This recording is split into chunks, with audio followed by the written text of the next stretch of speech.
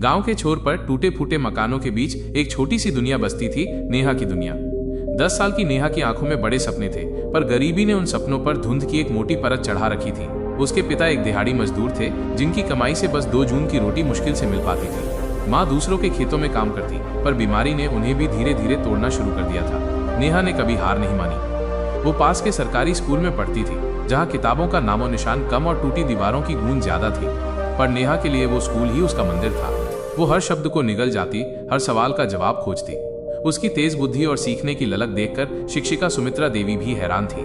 नेहा, वे अक्सर कहती, तुम एक दिन बहुत आगे जाओगी। नेहा बस मुस्कुरा देती, उसकी आंखों में एक अनकही चमक होती। एक दिन गांव में एक नामी स्कूल के प्रिंसिपल का दौरा हुआ। वे गांव के बच्चों की प्रतिभा को निखारने के लिए छात्रवृत्ति योजना लाए थे। परीक्षा हुई। नेहा ने परीक्षा दी और उसकी कलम एक तलवार की तरह कागज पर नाचती रही। नतीजा आया -। नेहा ने टॉप किया था। प्रिंसिपल ने उसे अपने स्कूल में मुफ्त शिक्षा और हॉस्टल का प्रस्ताव दिया। ये नेहा के लिए एक सपने के सच होने जैसा था, पर खुशी ज्यादा देर तक नहीं टिकी। अगले ही दिन नेहा के पिता को एक गंभीर बीमारी ने घेर लिया। इलाज के लिए पैसे नहीं थे। नेहा का स्कूल जाना अब असंभव लग रहा था। उसने अपने सपनों को टूटते देखा। नहीं, मैं ऐसे हार नहीं मान सकती।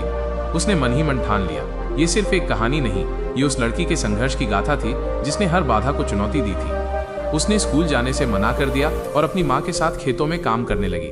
दिन भर की कड़ी धूप और मिट्टी में सने हाथ। रात को जब सब सो जाते, वो दिए की रोशनी में अपनी पुरानी किताबें निकाल कर पढ़ती।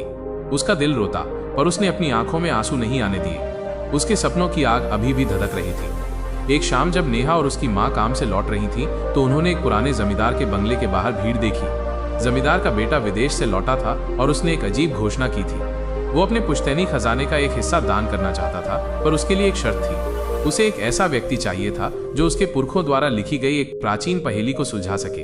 पहेली इतनी जटिल थी कि बड़े बड़े विद्वानों ने हार मान ली थी। उस पहेली का रहस्य सिर्फ वही जान सकता था, जिसके पास ज्ञान और दृढ़ता दोनों हो। नेहा ने सुना और उसके दिमाग में कुछ कौंधा। उसने जमींदार से मिलने की गुजारिश की। भीड़ ने उसका मजाक उड़ाया, ये छोटी सी लड़की क्या करेगी, पर जमींदार ने उसकी आंखों में चमक देखी और उसे मौका दिया। जमींदार ने पहेली बताई, अक्षरों का जाल है पर शब्द नहीं, हर मोड़ पर मिलता है पर रास्ता नहीं। ज्ञान का सागर है पर पानी नहीं, जिसने इसे समझा वो कभी हारा नहीं। नेहा ने कुछ देर सोचा। उसकी नजर बंगले में सजी पुरानी किताबों की अलमारी पर पड़ी। फिर उसने अपनी पुरानी फटी किताबों को याद किया। उसने अपनी आंखें बंद की और मुस्कुराई। ये पहेली किताबों के बारे में है जमींदार साहब। उसने कहा, अक्षरों का जाल किताबों में होता है, वो हमें हर मोड़ पर ज्ञान देती हैं, और ज्ञान का सागर भी किताबें ही है। जिसने किताबों से ज्ञान प्राप्त किया वो कभी हारता नहीं। क्या आप ऐसी कहानियों की तलाश में हैं जो आपके अंदर एक नई ऊर्जा भर दें और आपको जीवन को एक सकारात्मक नजरिए से देखने में मदद करें? तो फिर द मोटिवेट स्टोरी आपका इंतजार कर रहा है। हमारे साथ जुड़ें और प्रेरणा के इस सफर का हिस्सा बनें। अभी सब्सक्राइब करें और सकारात्मक बदलाव महसूस करें।